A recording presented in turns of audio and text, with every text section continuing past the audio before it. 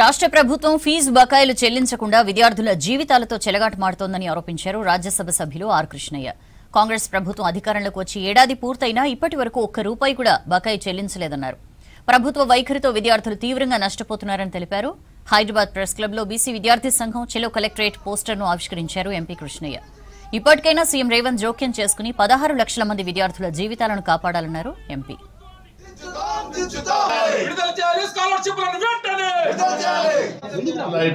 సర్టిఫికెట్లు 3 ఏళ్ల కింద కోర్సు అయిపోతే ఇప్పటి వరకు సర్టిఫికెట్లు తీసుకోలేదు చాలా మంది, వేల మంది విద్యార్థులు. ఇదే నా ప్రభుత్వం నీతి పద్ధతి అని చెప్పిన రాజ్యాంగం ప్రకారం విద్యా వైద్యం ఫ్రీగా విద్యార్థి ఇవ్వాలి. సమాజం లోపల వైద్యం అయితే ఆటకెక్కింది, కనీసం విద్య ప్రైవేట్కు కార్పొరేట్ కాలేజీలకు అప్పచెప్పారు.